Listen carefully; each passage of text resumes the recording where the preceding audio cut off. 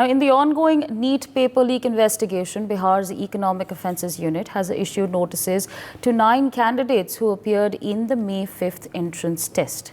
These candidates from various districts have been summoned along with their parents for questioning at the EOU office. Initially, police identified 13 candidates' roll codes linked to a solver gang, leading to the arrest of 4 during the early stages of the probe.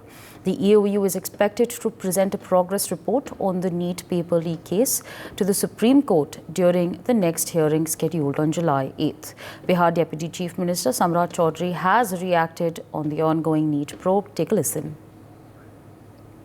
इस पर कानून बनाने का काम चल रहा है और बिहार में तो हम लोग इस पर कानून भी आदरणीय मुख्यमंत्री के नेतृत्व में नीट के जो लोग भी इस तरह के प्रश्न पत्र लीक मामले में हैं, सब पे कार्रवाई करने का निर्देश दिया इस पर। So, of course, viewers, there you heard it. Meanwhile, my colleague has filed an exclusive ground report on the NEET probe in Bihar. Take a listen. एक और सवाल है कि भले ही व्हाइट कलर की डस्टर गाड़ी जिसका नंबर है 0019 झारखंड से रजिस्टर्ड ये गाड़ी है, इसे तो पकड़ा जा चुका है, लेकिन 4 मई को पटना के इसी बोरिंग रोड इलाके में, ये बोरिंग रोड इलाका है, पॉस इलाका है, इसी बोरिंग रोड इलाके में एक और गाड़ी घूम रही थी जिसका जिक्र तब जोर शोर से हुआ था। आखिर वो गाड़ी क्यों पकड़ में नहीं आ रही है, उसका अब जिक्र क्यों नहीं हो रहा है? ब्लैक कलर की वो एसयूवी गाड़ी थी, आखिर उस गाड़ी का क्या हुआ? उस गाड़ी में कौन लोग घूम रहे थे? उस गाड़ी की भूमिका क्या है? ये भी जांच की जद में जरूर आना चाहिए। हम आ चुके हैं, ये है अपार्टमेंट कुलदीप बीमादित्य, ये पैलेस है और इसका भी महत्वपूर्ण अगर बात करें तो नीट प्रश्न पत्र लीक मामले में महत्वपूर्ण कड़ी ये भी है, क्योंकि जिस अमित आनंद की बात हो रही है, जिस अमित आनंद की डस्टर गाड़ी से गिरफ्तारी हुई, जिस पर जिम्मेदारी थी जिन 20-25 छात्रों को लर्न एंड प्ले स्कूल, जिसकी रिपोर्ट अभी थोड़ी देर पहले हमने आपको दिखाई, जहां पर उसने रात भर जो नीट के परीक्षार्थी थे उन्हें रट्टा मरवाया, वो अमित आनंद इसी अपार्टमेंट में फ्लैट नंबर 202 में रहता था और उसकी गिरफ्तारी हुई है। एक महत्वपूर्ण बात, जिस बुकलेट की बात निकलकर सामने आई, जिस बुकलेट की तस्वीर आप अपने टेलीविजन स्क्रीन पर बार बार देख रहे हैं, जिसे जलाया गया था, उसे इसी अपार्टमेंट के फ्लैट संख्या 202 में अमित आनंद ने जला दिया था और उस जले हुए बुकलेट को भी पुलिस ने जब्त कर लिया है और इन्वेस्टिगेशन में ये जो जला हुआ प्रश्न पत्र है, ये बुकलेट है, ये एक महत्वपूर्ण सुराग, महत्वपूर्ण साक्ष्य है आर्थिक अपराध इकाई के लिए।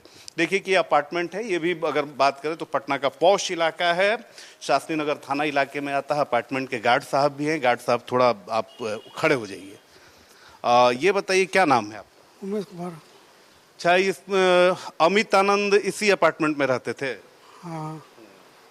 अमित क्या करते थे, क्या उम्र है उसकी? इनका पता ना है। इसी अपार्टमेंट में आप तो गार्ड हैं, तो आपको जानकारी होगी ना, पुलिस आई थी ना? उम्र हमको पता नहीं है सर। देखे थे कि नहीं उसको कभी? हाँ देखे थे। तो क्या करता था वो? कहाँ शायद कुछ काम करते थे। पुलिस आई थी तो देखा था कि नहीं आपने? हाँ देखे थे। देखे थे। तो पुलिस ने क्या कहा, क्यों ले गई पुलिस? नहीं मालूम, हमारा ये पता नहीं सर, हम नया नया तो गाड़ियाँ हैं। तो अमित जो जिसकी गिरफ्तारी हुई थी, उससे लोग मिलने आते थे कि नहीं? नहीं। तो देखिए कि ये अमित आनंद जिसकी गिरफ्तारी हुई व्हाइट कलर की डस्टर गाड़ी से, जिस पर जिम्मेदारी थी प्रश्न पत्रों को रटवाने की, वो इसी अपार्टमेंट के फ्लैट संख्या 202 में रहता था। फिलहाल पुलिस की गिरफ्त में है। इसी अपार्टमेंट के एक भाई भी मिल गए हैं। क्या नाम हुआ आपका? शालू। शालू, आप इसी अपार्टमेंट में रहते हैं? ये अमित आनंद के बारे में जानकारी है कि नहीं आपको? बस ये पता है कि यहाँ पे रहते थे, 202 में रहते थे, रेंट पे आए हुए थे, फिलहाल ही में शिफ्ट हुए थे। तो कभी नहीं लगा कि कभी मुलाकात हुई थी कि नहीं उस व्यक्ति से? मुलाकात बस निकलते थे, गाड़ी निकालने टाइम देखते थे और गाड़ी बस इतना ही। कौन सी गाड़ी थी उसके पास? गाड़ी थी उनके पास शायद होंडा सिटी थी। हाँ होंडा सिटी। तो कोई आचरण वैसा लगा कि ये आदमी इस तरह से निकल सकता है? थोड़ा शांति थोड़ा लगता था, मतलब शांत शांत हमेशा रहते थे, मतलब होता है ना कुछ खुफिया शांति टाइप का, हाँ उस टाइप का रहते थे संदिग्ध। लोग मिलने आते थे कि नहीं? नहीं यहाँ को तो कुछ ऐसा नहीं मिलने। पता चला पुलिस आई, अरेस्ट करके ले गई। तो मेरे सामने में आई थी, अरेस्ट करके ले गई मेरे सामने में उनको, गाड़ी उनकी चेकिंग वगैरह नीचे में यहीं पे लगी हुई थी चेकिंग की, यहाँ से ले गई। क्या हुआ था फिर, क्या पता चला आप लोगों को? जब क्या हम लोग को पता तो यही चला कि वो कुछ मोटा कारोबार चल रहा था यहाँ से बैठ उसी फ्लैट से, हम लोग तो दंग हो गए सुन के ये कहानी।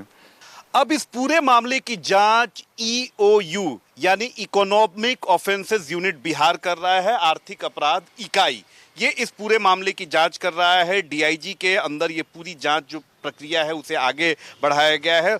मानवजीत सिंह ढिल्लों जो डीआईजी हैं आर्थिक अपराध इकाई शाखा पटना के, वही इस जांच को अब आगे बढ़ा रहे हैं। पटना के एसएसपी भी थे और काफी तेज तर्रार आईपीएस अधिकारी माने जाते हैं। तो अब जांच ईओयू के जिम्मे है, जांच की जा रही है और कई सारे अहम साक्ष्य और सबूत ईओयू की टीम को हाथ लगे हैं। जो सोर्सेज हमारे इसके अंदर हैं उनका ये कहना है। इसके अलावा कई जगह छापेमारी की जा रही है और जो संजीव है, जो मुख्य सरगना है इस पूरे प्रकरण का, यानी जो सॉल्वर गैंग है उसका जो सरगना है, उसकी तलाश में, उसकी गिरफ्तारी के लिए लगातार ईओयू की टीम, एसआईटी की टीम छापेमारी कर रही है। और जो जानकारी हमें मिल रही है कि बहुत जल्द आर्थिक अपराध इकाई को इसमें सफलता मिल सकती है। अब बात कर लेते हैं यादवेंदु सिकंदर यादवेंदु।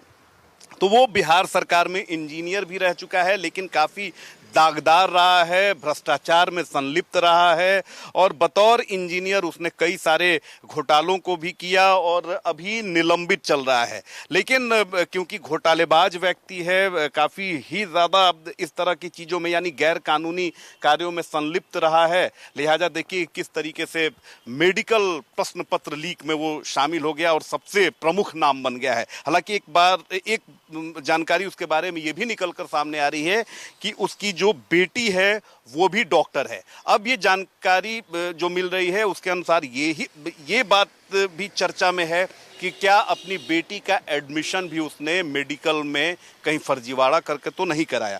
तो देखिए कि अब जांच जो है वो काफ़ी तेज हो चुकी है और 9 लोगों को नोटिस भी जारी किया गया है, उनसे पूछताछ होगी और पूछताछ में क्या कुछ निकल रहा है ये बहुत महत्वपूर्ण बात है। तो देखिए कि आर्थिक अपराध इकाई के कार्यालय के बाहर हम मौजूद हैं और जैसे ही हमने ये रिपोर्ट बनाना शुरू किया, देखिए कि जो यहाँ के सुरक्षा कर्मी हैं वो भी एक्शन में आ गए और बंद कर दिया। इन्हें लग रहा है कि भाई हो सकता है कि इंडिया न्यूज़ की टीम जो है वो अंदर आ जाए और सवाल पूछने लगे। और सवाल तो बिल्कुल हम पूछेंगे, क्योंकि इंडिया न्यूज़ ही वो चैनल है, देश का पहला चैनल है जिसने सबसे पहले नीट में छात्रों की आवाज को उठाया। मैं रामकृष्णा नगर पहुंचा और वहां पर जब हम जिस स्कूल का हमने जिक्र किया, जो रिपोर्ट हमने आपको दिखाई कि किस तरीके से लर्न एंड प्ले स्कूल में 20-25 जो छात्र थे उन्हें रट्टा मरवाया गया प्रश्न पत्र का, उस दरमियान एक ब्लैक कलर की थार गाड़ी लगातार हमारे आगे पीछे आ रही थी। उसमें जो लोग थे वो बिल्कुल अजीब तरह के थे, बिल्कुल क्रिमिनल बैकग्राउंड के लग रहे थे और बेवजह वो हमसे उलझने की कोशिश कर रहे थे। हालांकि कैमरा खोलते खोलते वो फरार हो गए, लेकिन ये बात पुख्ता हो गई कि जो सोल्वर गैंग है उसके तार काफ़ी अंदर तक हैं और उसके नेक्सस काफ़ी लंबे चौड़े हैं और इसमें कहीं ना कहीं जो आपराधिक प्रवृत्ति, आपराधिक किस्म के लोग हैं उनकी भी संलिप्तता है और आने वाले समय में ये संलिप्तता भी उजागर होगी। तो इंडिया न्यूज़ की टीम किसी से नहीं डरने वाली, किसी के आगे नहीं झुकने वाली। आप लाख डराएंगे लेकिन हम छात्रों की आवाज़ को उठाते रहेंगे। For more such videos, subscribe to the NewsX YouTube channel, hit the bell icon.